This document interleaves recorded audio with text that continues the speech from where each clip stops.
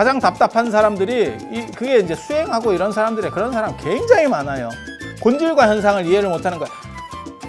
부처님께서 늘상 말씀하시는 게 뭐냐면 잘 살으라는 거예요. 거기에는 지정신 차리고 살으라는 의미도 있지만 돈 많이 벌고 잘 살으라고 하는 의미가 100% 존재합니다. 안녕하세요. 자, 오늘 반야신경 얘기는 지금 지난번에 이어서 무수상행식, 무안이비설시인의 무색성향 미촉법 하는 거를 해보겠습니다. 이거 다 합쳐봐야 지금 여기 쓴 요게 답니다. 그래서 이게 어디까지 가는 거냐면 이무소득고까지, 이무소득고까지 이렇게 해서 반야신경 두 번째 단락의 거의 대부분을 차지하는 게 사실 이 부분이라고 보시면 되고, 그 앞에는 뭐가 있었냐면 지금 이렇게 보면 시제법공상, 불생불멸, 불구부정, 부중불감. 그러니까 공이라고 하는 거는 실체가 없다라고 하는 거예요. 실체가 없다. 이게 굉장히 중요한 건데, 그러니까 실체는 없고 작용은 있다. 마치 꿈과 같은 거예요. 그러니까 공이 현상적인 걸 얘기하는 게 아니고 본질적인 어떤 원리를 얘기하는 거거든요. 그래서 이 세계는 꿈과 같은 거야. 이렇게 얘기하는 거예요. 이 꿈에 해당하는 게 공이에요. 그리고 그 안에는 현상적인 여러 가지가 존재하는 거죠. 뭐 사람도 있고 집도 있고 그 다음에 뭐 차도 있고 뭐 나무도 있고, 그리고 거기에는 공간도 있고, 이 공이 아닙니다. 이 공이 아니에요. 이거는 상대적인 거고 이거는 본질적인 거예요. 마치 꿈속 안에 그러한 현상들이 다 존재한다라고 보시면 돼요. 그래서 이것이 있고 없고를 떠나서, 있고 없고 변화하고 변화하지 않는 걸 다 떠나서 이걸 관통하고 있는 게 공이야.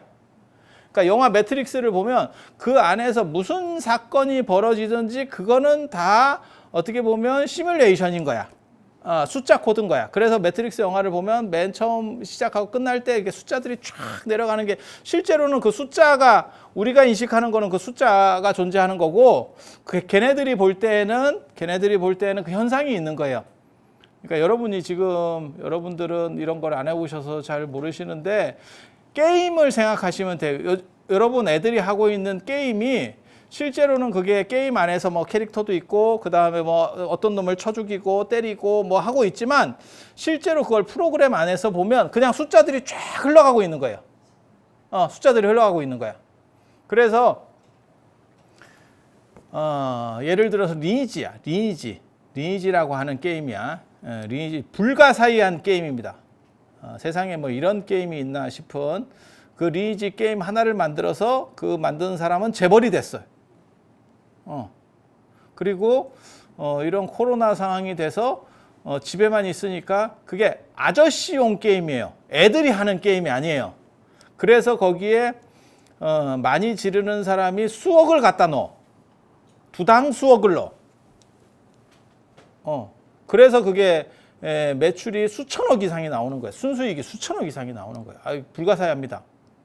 사람이 그렇게까지 할 수 있을까라고 생각하지만, 이게 남자들 심리는 좀 다른 거거든요. 그거 되게 재밌어. 근데 좀 이따 얘기하고, 거기 그 안에서 예를 들어서 칼이 두 자루가 있는 거야. 하나는 그냥 일반 허접구리한 칼. 그거는 그냥 아무 데서나 다 구할 수 있는 그냥 허접구리한 칼이야. 허접은 칼. 그리고 하나는 진병황의 집행검 같이 뭐 예를 들어서 한 3, 4억 해. 아니 우리 돈으로 3, 4억이에요. 현실 돈으로. 그게 그렇게 거래가 돼. 3, 4억짜리가 거래가 돼. 차도 진짜 비싼 차지. 그리고 이런 시골에는 아파트 한 채 값이지. 그게 그 안에 있는 칼이야. 근데 그 두 개를, 요거는 이제 뭐 거저줘도 안 갖는 거고 그냥 굴러다니는 거고 발에 채이는 거고, 이거는 3, 4억짜리야. 하지만 그 본질을 보면 실제로는 이것도 숫자 코드고, 바코드 같은 어떤 숫자 코드고, 이것도 숫자 코드인 거야. 이해가 됩니까? 그 숫자 코드라는 게 공이라고 하는 거예요. 그 숫자 코드를 공이라고 하는 거예요. 그러니까 이 안에서 현상과 그 다음에 그 공간, 이런 게 공이 아니에요. 그래서 중국 사람들도 이걸 굉장히 어려워했어요. 이 개념을 굉장히, 지금은 이게 설명하기가 좀 편해서 지금 쉬워진 거고, 중국 사람들은 이런 개념을 처음 만났을 때 유무에 있고 없고 유무의 개념에서 물어봤어요. 그러니까는 이 공간은 공이고 이거는 실제고 이것에 상대하는 이것. 그러니까 이게 시간이 오래 가면 자 여기는 나무고 이거는 도자기야. 그러면 이거를 그냥 이 상태로 그대로 냅두면 어떤 일이 벌어지냐면 이것도 나중에 풍화작용해서 삭을 거고 이것도 삭을 거야. 그런데 그냥 생각해 봐도 이게 더 빨리 삭을 거고 이건 그냥 나무고 이거는 도자기로 해갖고 유약이 처리가 된 거니까 얘가 예를 들어서 100년 있으면 거의 다 삭아서 없어질 거예요 라고 하면 얘는 200년 300년이 가겠지. 아니면 그 이상이 갈 수도 있지. 노출된 상태가 어떠냐에 따라서 달라지겠지만 아니 그렇게 가지 않겠어요? 그리고 1000년 2000년 가면 뭐 삭겠지. 화강암도 통일신라 시대 때 경주 남산에 새긴 화강암도 다 삭아가는데 뭐 그렇게 다 삭아서 없어지겠지. 그렇게 해서 이렇게 지금은 존재하지만 그렇게 없어지는 거를 공이라고 한다. 그리고 계속 지금도 조금씩 없어지고 있는 거지. 삭아가고 있는 거지. 우리도 삭아가고 있잖아. 우리는 얘네보다 더 단단하지 않기 때문에 더 빨리 삭아가고 있는 거고. 아니 맞잖아요. 여러분들 훅 갔다니까요. 저도 가고 여러분도 가고 에브리바디 다 가고 있죠. 그래서 제가 늘상 얘기하는 거 있잖아요. 우리가 가는 거는 서로 가기 때문에 잘 못 느껴지는데 애들 보면 우리가 가고 있다는 걸 느낀다. 그러니까 애들이 뭐 큰 애들 말고 진짜 애들 이렇게 조만한 애들 태어나는 애들이 있잖아요. 그런 애들이 이렇게 성장하는 걸 보면 야 우리가 이렇게 훅 가고 있구나 라는 게 느껴지지. 다 가는 사람들끼리만 있으니까 가는지도 모르는 거고. 자 봐봐. 그러면 내가 얘네들보다는 빨리 가고 그 다음에 내 다음에는 얘일 거고 얘 다음에 얘일 거고 하지만 우리는 다 지금도 가고 있지. 그러니까 이것이 다 사라진 걸 공이라고 하느냐? 그게 아니고 그거는 공이 아니고 그러면 지금 가고 있는 그 순간도 공이라고 하느냐? 그건 아니야. 그런 건 다 무개념이야.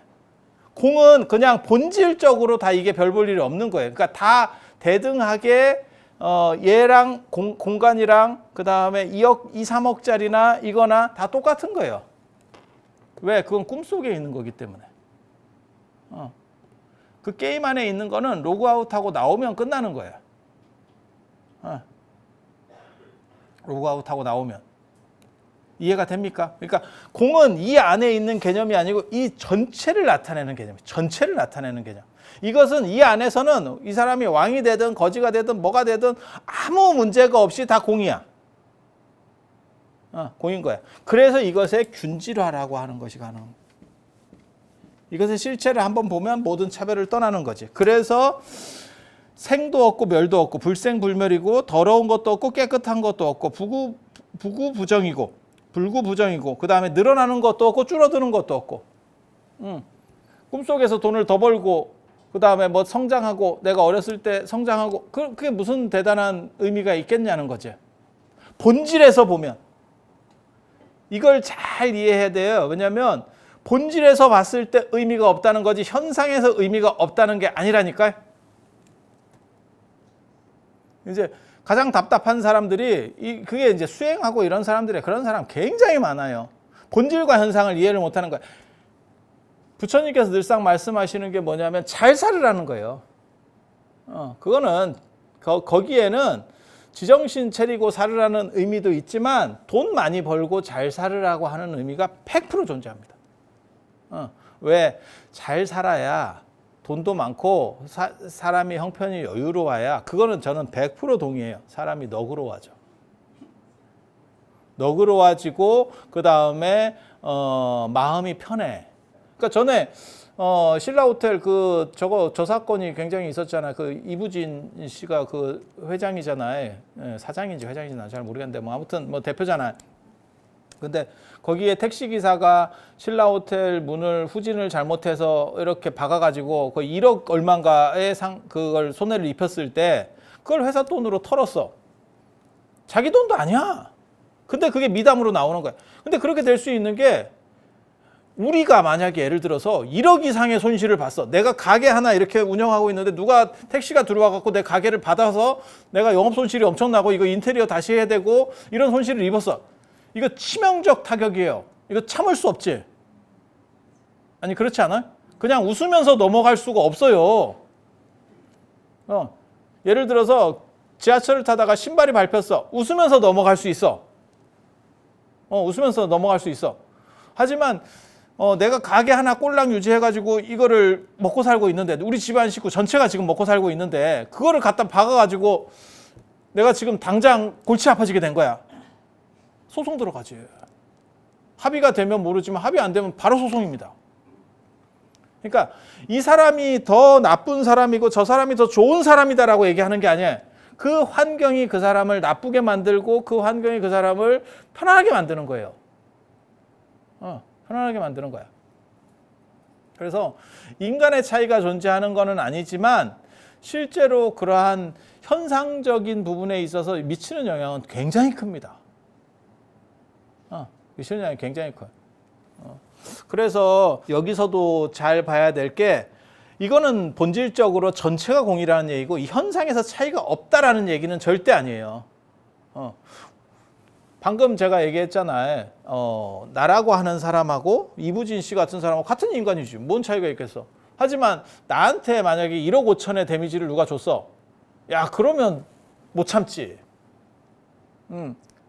수행은 투쟁이야. 이렇게 나오겠지.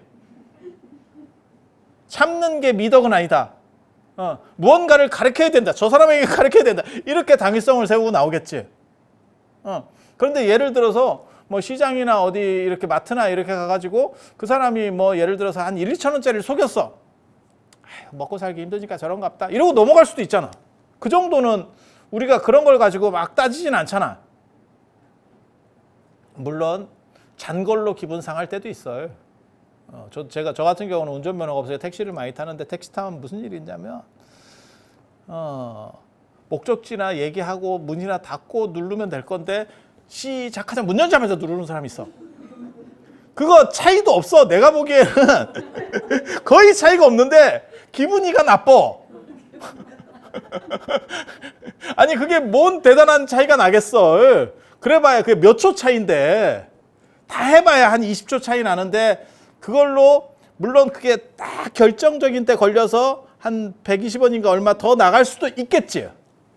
하지만 그게 희한하게 기분이 나빠. 그러니까 타고 어디 갑니다 라고 해서 오케이 하고 난 뒤에 누르면 기분이 안 나쁜데 타자마자 차라리 누가 한 1, 2만 원 속이더라도 그거보다 오히려 그게 아마 우리 같은 사람의 한계지 싶어. 그러니까 환경이 안 좋았지. 환경이 안 좋았지. 자가용 타는 사람은 그걸 몰랐겠지. 그렇게 누르는지 저렇게 누르는지 지가 알 게 뭐야. 평생 자가용만 탄 사람은 택시비가 얼마인지도 모를걸. 근데 나도 택시비가 얼마인지를 몰라. 택시를 그렇게 많이 타도 요즘은 돈을 안 내니까.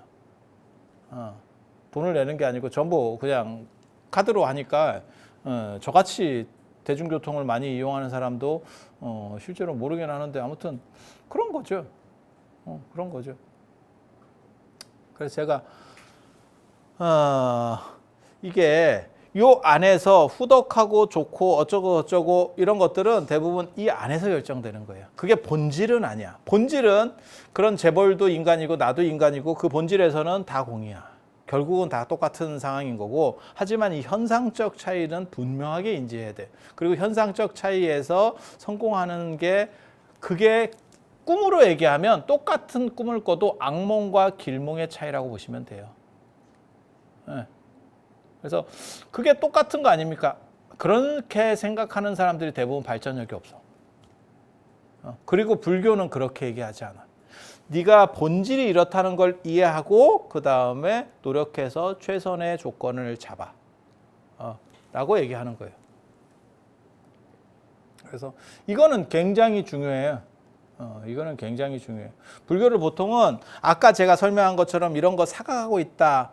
그 다음에 이것이 나중에 없어진다, 전부 존재하지 않는다, 이런 걸 공이라고 자꾸 생각해요. 이런 건 공이 아닙니다. 이런 건 무라고 하는 거예요. 무로 돌아가고, 우리도 무로 돌아가고 있는 거예요. 그리고 공이라고 하는 건 내가 태어날 때도 내가 공이었었고, 내가 살아서 가고 지금 죽고 나중에는 아무것도 없어져도 공인 거예요. 그거는 안 변해요. 이거는. 그래서 불생불멸이야. 얘는 불생불멸이 아니지. 생하고 반드시 생자필멸이지. 이런 것도 생자필멸인 거예요. 언젠가는. 아니 맞잖아요. 그렇게 가는 거예요. 그래서 이거를 잘 이해해야 돼요. 이 공이라고 하는 개념에 대해서 기본적으로 이해를 해야 돼요. 그 공이라는 거는 요 꿈은 공이다. 요 개념. 이게 공 개념인 거예요. 그리고 이 안에서 상대적이고 삭고 그다음에 발생하고 생장, 수장, 그다음에 생주이멸하는 것들은 다 공의 개념이 아니에요. 이거는 현상의 개념. 그리고 이 현상에서 분명히 중요한 거는 성공하는 거예요. 이것은 무가치하고 이런 모든 현상은 무가치하고 본질만 우월해라고 말하는 게 소승불교. 그래서 걔네는 현실에 대해서 별로 관심이 없는 거예요. 현실에 대해서 별로 관심이 없는 거예요. 그리고 보살이라든지 이런 대승불교는 네가 지금 이 현상 속에서도 잘 살고 재밌게 살고 좋은 꿈을 꾸고 하지만 그 본질 자체도 네가 한 단계 높은 곳에서 볼 수 있어서 집착하지 않는, 그래서 무집착이라고 하는 개념인 거예요. 저게 무집착, 무주처.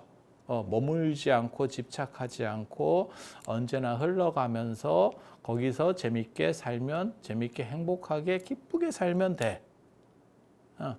그렇게 되면 깨고 싶으면 깨는 거고 깨기 싫으면 그냥 그 안에서도 재밌는 거예요. 제가 그런 얘기 했잖아요. 매트릭스라는 영화에서 네오는 꼭 그걸 깨려고 했지만 굳이 그걸 깰 필요가 있을까? 깨지 않는 게 편한 사람들도 존재하는데, 소승불교에서 아라한들은 너네는 지금 네가 좋은 일을 하든 나쁜 일을 하든 네가 재벌이든 아니든 너네는 다 어차피 이거는 꿈이기 때문에 쓰레기야. 그것을 각성해 라고 말하는 거고, 그래서 빨리 빠져나와 라고 말하는 거고, 대승불교에서는 너네가 무슨 일을 하든 그것은 나름의 보람이 있고 가치가 있어. 그래서 너네가 행복한 거를 이 안에서 또 찾아봐. 물론 본질적 행복은 이 안에 여기에 있는 거고. 그래서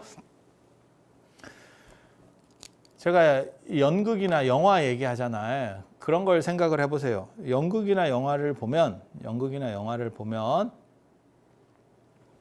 결국 그것은 허상이기 때문에, 연극이 뭐 1시간짜리고 영화가 1시간짜리라고 가정을 해봐. 그럼 1시간 뒤에는 결국 사람들은 다 깨는 거야. 잠시 그 안에 몰입했다가 빠져나오는 거죠. 드라마도 그런 거고 다 마찬가지잖아. 그러면 배우가 이렇게 생각하는 거야.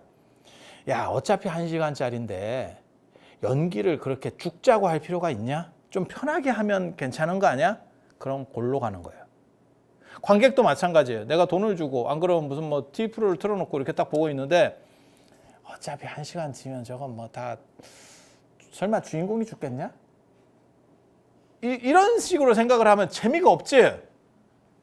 주인공이 죽을 것처럼 저러면 거기에 동의를 해야 재미가 있는 게 아니요? 어차피 주인공은 안 죽어. 아니 맞잖아. 그러니까 저도 영화 대본 뭐 이런 걸 좀 써보려고 이렇게 누구 감독, 저 제작자를 만나니까 저한테 뭐라고 하냐면 그런 얘기를 하더라고. 내가 비극적인 거를 이렇게 좀 써볼까 이랬더니 그렇게 하지 말래. 사람들은 비극 속에 살지는 모르지만 그 현실을 반영하는 걸지는 모르지만 그렇게 끝나는 걸 원치 않는데. 그러니까 나는 그렇지 않더라도 그럴 것을 한 번 더 보고 싶지는 않은 거야, 내 모습을. 그래서 그냥 해피엔딩, 말이 안 되더라도 해피엔딩으로 끝나는 걸 선호한대. 그래서 장사가 안 된대, 그렇게 끝내면. 그건 제작자 입장이에요. 근데 맞는 것 같아. 들어보니까 설득력이 있어. 어차피 뭐 예술이고 지랄이고 다 필요 없고 현실에서 먹혀야 돼. 어느 정도 이상 먹혀야 되거든. 그래서 그런 것 같아. 그런 것 같아. 그래서 현실에서도 아무튼 즐겁게 살아야 돼요. 그러니까 내가 영화나 드라마를 찍는 사람도 거기에 몰입해야 되는 거고 현실에 있는 그걸 보는 사람도 몰입해야 돼요. 그렇게 해서 그 몰입 속에서 내가 행복을 느끼는 거지. 자꾸 삐딱하게 야 그거 봐서 뭐하냐 뭐 그 재미도 없고 아이고 그 야르는 사람 있어요. 굉장히 아니 누가 그걸 모르나? 자기만 아나? 하지만 그렇게 하면서 기쁨을 누리는 거 이게 현상적인 거예요. 그게 보살의 삶이에요. 그래서 보살이라고 하는 거는 여기서 문제가 되고 어쩌고저쩌고 고통을 받고 있어 누군가가. 그러면 네가 깨어나라고 말하는 게 아니고 본질은 이런데 그 본질의 에너지를 가지고 그 사람을 구원해 주는 거예요. 그래서 관세음 보살 같은 양반은 이쪽 안에 있으면서 이쪽의 인식을 가지고 있으면서 이 안에서 문제가 있으면 구해주는 거예요. 그러니까 지금 우리가 다 꿈이라고 생각해봐. 근데 누가 너무너무 힘들게 지금 살고 있는 거야. 근데 나는 꿈이라는 걸 각성하고 있기 때문에 내가 이거를 변화시켜 줄 수 있어. 내 에너지로 변화시켜 줄 수 있어. 근데 그 사람이 고통스러울 때 어차피 꿈인데 네가 야 고통스럽게 죽나 네가 재벌로 죽나 어차피 똑같은 거야 이렇게 하면서서 하지만 지금 그 자체에서 고통을 여의는 것도 또한 가치가 있어 라고 말하면 대승불교예요. 그게 보살주의예요. 그리고 그렇게 가장 많은 오지랖을 발현시키는 게 관세음보살이에요. 관세음보살. 그래서 이거 굉장히 중요해요. 이건 지금 오늘 얘기하는 건 굉장히 중요해요. 그리고 거기서 이 다음에 나오는 게 5원 12처 18개 12연기 4성제예요.